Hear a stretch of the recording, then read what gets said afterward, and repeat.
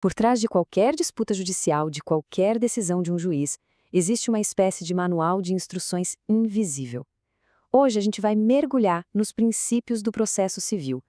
Pense neles como a planta baixa da justiça, o projeto que garante que o jogo seja justo para todo mundo, transformando uma ideia abstrata em algo bem real e concreto. Mas afinal, o que impede que um processo vire uma bagunça total? Como a gente pode ter certeza de que as regras da disputa vão ser as mesmas para os dois lados, não importa quem sejam? Olha, a resposta não tem nada a ver com sorte. Tem a ver com um sistema muito bem pensado, construído em cima de princípios que funcionam como verdadeiras travas de segurança. São eles que garantem que a disputa seja justa antes mesmo de a bola rolar. E aqui tem um dado que mostra o peso disso. Dá uma olhada. 65% desses princípios não são só regrinhas de processo, não. Eles vêm direto da nossa Constituição. Sabe o que isso significa? Que a gente está falando da espinha dorsal dos nossos direitos fundamentais sendo aplicada no dia a dia da justiça. Então, vamos continuar com essa metáfora da planta baixa para entender como essa estrutura toda fica de pé. Para isso, vamos explorar os 3 pilares que sustentam e dão integridade a essa construção. Bom, o primeiro pilar foca totalmente no poder do indivíduo dentro do sistema. São as regras que garantem que a voz de cada um não seja só ouvida, mas que tenha a chance real de fazer a diferença no resultado final. Tudo começa aqui. Essa é a garantia de que a porta da justiça tem que estar sempre aberta. Se um direito foi violado ou está ameaçado, o caminho até um tribunal não pode ser bloqueado. Nenhuma lei pode vir e trancar essa porta. Simples assim. O devido processo legal é como uma moeda de 2 lados. De um lado, o formal, que exige que o Estado siga o roteiro certinho, passo a passo. Mas o outro lado, o substancial, é ainda mais profundo. Ele diz que as regras do jogo em si precisam ser justas. Pensa bem, não adianta nada seguir um procedimento perfeito para prender alguém se a lei que baseia a prisão é, ela mesma, injusta. O manual inteiro tem que ser justo. E isso nos leva a um ponto-chave. O contraditório não é só ter a chance de falar.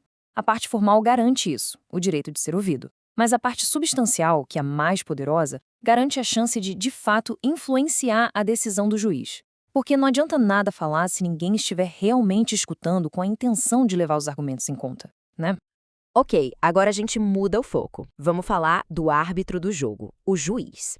Se o primeiro pilar dá voz às partes, o segundo cria um manual de regras bem claras para garantir que quem julga seja imparcial. Esse princípio é uma muralha contra a arbitrariedade. Ele proíbe criar tribunais de exceção ou escolher um juiz a dedo para um caso específico. A justiça de verdade exige que o juiz seja definido por regras que já existiam antes, que sejam gerais e impessoais. Isso garante que ninguém vai direcionar um caso para um juiz que já tem uma opinião formada. E a obrigação de fundamentar uma decisão não é só para cumprir tabela, não. Ela serve para 2 coisas essenciais. Para fora, ela legitima o poder do juiz perante a sociedade. E para dentro do processo, ela permite que as partes entendam o porquê da decisão e possam recorrer, e que outros juízes possam revisar se o julgamento foi correto. É a base da transparência. Isso tudo ilustra muito bem o princípio da cooperação. O juiz não é um espectador passivo assistindo a um jogo. Ele tem o dever de colaborar. Ele tem que prevenir, apontando falhas para que sejam corrigidas. Tem que esclarecer, perguntando para entender o que as partes querem dizer.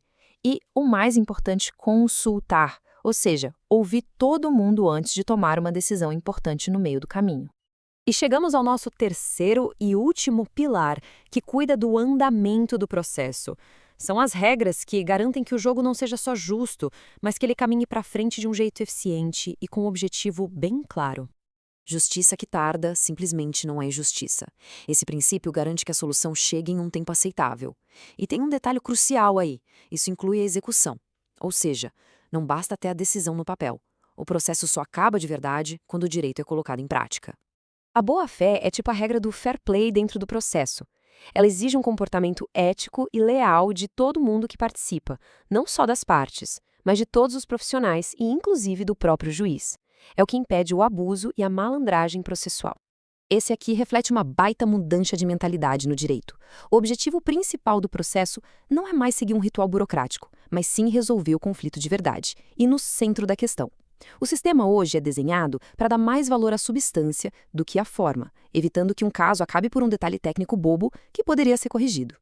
E para a gente ter uma ideia do peso desse princípio, olha que interessante. Se um juiz encerra um caso por um detalhe técnico sem julgar o mérito, ele tem 5 dias para se retratar depois de uma apelação e reabrir o processo.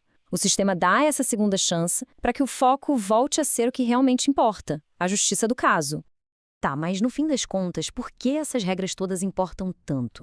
Porque elas não são só sobre processos, elas são a fundação que conecta o sistema de justiça com uma sociedade democrática. Sem elas, a justiça é só uma palavra vazia. A fonte que a gente analisou para montar este material nos lembra de uma frase adaptada de Aristóteles. O caminho para chegar na justiça pode ser duro, complexo, ter raízes amargas, mas o resultado, a decisão justa, esse fruto é doce.